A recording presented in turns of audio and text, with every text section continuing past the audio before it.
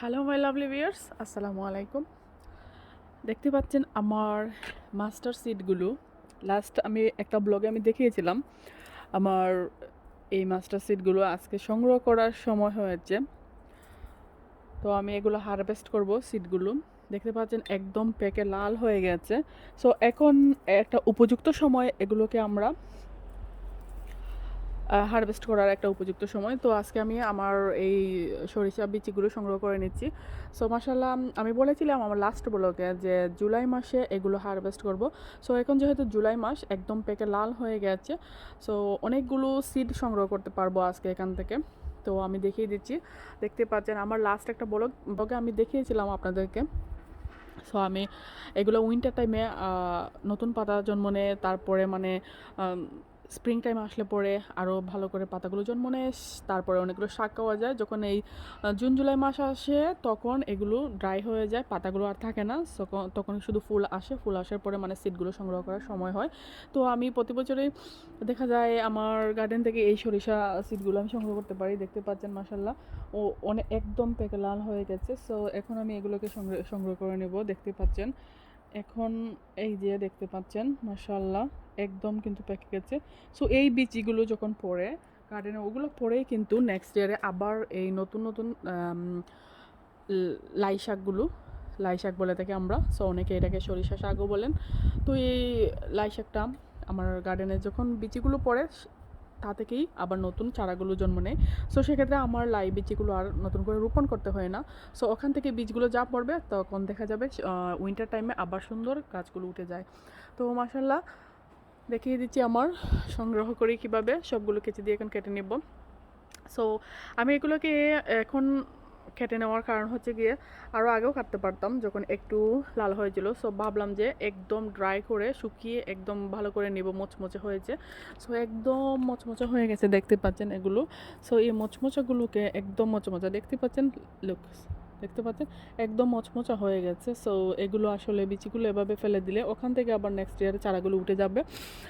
আর এত ভালো লাগছিল যে এতগুলো সিড আসলে কখনোই সংগ্রহ করা হতো না। সো লাস্ট যখন আমি গার্ডেনিং জানতাম না তখন আমার নেক্সট ডোরে যখন ওনারা লাই শাকগুলো রোপণ করতেন, সো যে কোনো শাক রোপণ করলে আমি শুধু তাকিয়ে থাকতাম। তো একদিন আমি কী করেছিলাম যে আমি লাই শাকের বিচি এনেছিলাম, লাই শাক, হ্যাঁ লাই শাকের বিচি এনেছিলাম।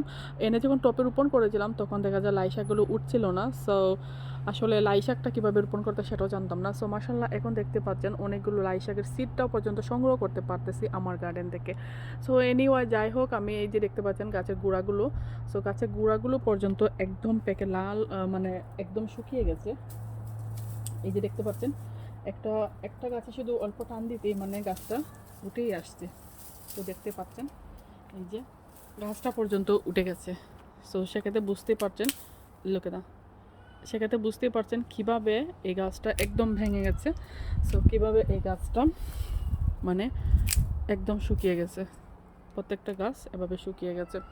তো যাই হোক এখন দেখিয়ে দিয়েছি গাছটা মাশাল্লাহ কীভাবে একদম আথে কাছে চলে আসছে। সো এখন আমি এগুলোকে একটা কেজির সাহায্যে কেটে নিব আর অনেক বিচি সংগ্রহ করতে পারবো মাশাল্লাহ, দেখতেই পাচ্ছেন। তো এগুলো আর আমাকে শুকাতে হবে না। সো আমি একটা ট্রের মধ্যে নিয়ে নিচ্ছি। ট্রের মধ্যে নেওয়ার পরে দেখবেন, এই তো দেখিয়ে দিয়েছি বারবার যে একদম শুকনা করে গাছ থেকে পেরে নিলে অনেকটাই ভালো হবে। সেক্ষেত্রে দেখা যাবে বিচিগুলো একদম পুক্ত থাকে আর চারা যখন উঠবে সেই চারাগুলো নষ্ট হবে না, ভালো হবে। আর এটা এমনিতেই লাই শাকের মধ্যে যে বড় লাই আছে সেই বড় লাইটাই এটাই। তো এটা আমাকে একজন ভাবি দিয়েছিলেন আর আমি সব থেকে এনেছিলাম যেটা, এটা ছোটো লাই ছিল। সো ছোটো লাইগুলো একদম ভালো লাগে না। সো বড় লাইগুলো অনেক বড় বড় পাতা হয়। তো এই লাই শাকটাই। তো দেখতে পাচ্ছেন আমি একটা ট্রে নিয়েছি, এই যে চেয়ারের উপরে আমি ট্রেটা নিয়েছি। সো এই ট্রেটার মধ্যে আমি এখন সবগুলো সংগ্রহ করে নেব। বড় একটা ট্রে নিলাম। সো এই ট্রেটার মধ্যে আমি এগুলোকে সংগ্রহ করে নিচ্ছি। তো আমি এক এক করে আসলে এখন কেটে নিব। এই যে দেখতে পাচ্ছেন আমরা কেটে নিচ্ছি।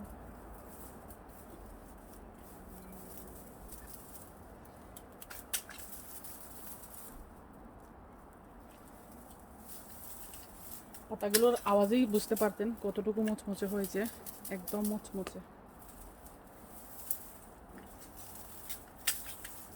এই যে আমি কাটতেছি, ওখান থেকে যা বীজগুলো পড়বে আবার দেখা যাবে ওগুলো থেকে চারাগুলো উঠে যাবে।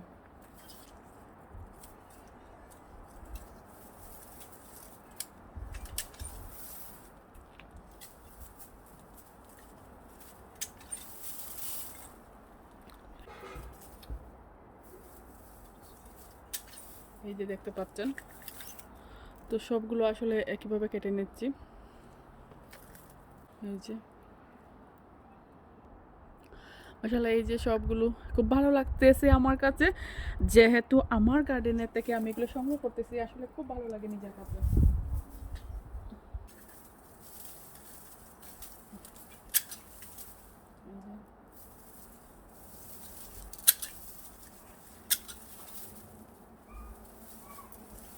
আসলে আমরা ইউকেতে থেকে, বিদেশের মাটিতে থেকেও যে আমরা এ ধরনের জিনিসগুলো আমরা মানে সংগ্রহ করতে পারি, রোপণ করতে পারি, গার্ডেনিং করি, আসলে আমার নিজের কাছে এত বেশি ভালো লাগে যে কিছুটা সময় হলো গার্ডেনে স্পেন্ড করি, আর অনেকটা সময় ভালো লাগে আসলে। আর দেশে আসলে কখনোই তো এগুলা করা হয়নি, সো মাশাল্লাহ বলতে পারেন আমি মনে হয় লাকি আছি, আমার হাতে অনেকগুলো জিনিসই হয় নিজেকে আমি আসলে। যাই হোক, দোয়া করবেন যেন গার্ডেনে অনেক অনেক ধরনের ভেজিটেবল গুলো ধরে। আর মাশাল্লাহ অনেক শখের একটা বাগান আমার, আসলে এগুলো শখ করেই করে থাকি। দেখতে পাচ্ছেন এখানে সবগুলোকে কেটে বড় একটা ট্রেতে নিয়েছি, অনেকগুলো সিড হয়েছে। তো এই সিড গুলো আমি সংগ্রহ করেছি। আর এই সরিষা বাগানের একটা ভিডিও আছে আমার, লাস্ট কয়েকদিন আগে আমি লাস্ট টাইম আমি আপলোড করেছিলাম। সো ওই ভিডিওটা আমি ডেসক্রিপশন বক্সে লিঙ্কটা দিয়ে দেব, ইভেন আই বাটনে দেব। সো আপনারা আমার ওই ভিডিওটা চাইলে দেখতে পারবেন। ওটা ছিল আমার সরিষা ফুলের হলুদ রঙে ছেজেছে আমার এই ছোট্ট বাগানটি।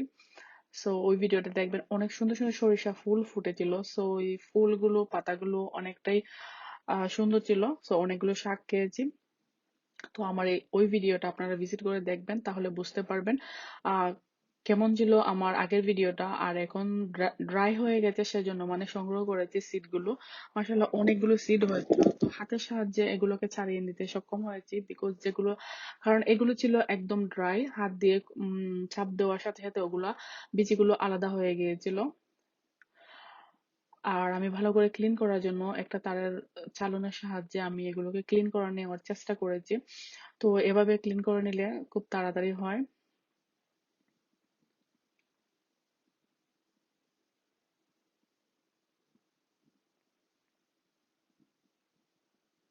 তো ভালো করে আমি ক্লিন করে নিয়েছি, মাশাআল্লাহ অনেকগুলো সিড হয়েছিল, এক প্লেট সিড হয়েছে দেখতে পারবেন। আর এই তো দেখতে পাচ্ছেন একটা প্লেট সিড হয়েছে। আর এটা বড় লাইয়ের বিচি ছিল, সেজন্য মানে বিচিটা একটু বড় বড় ছিল।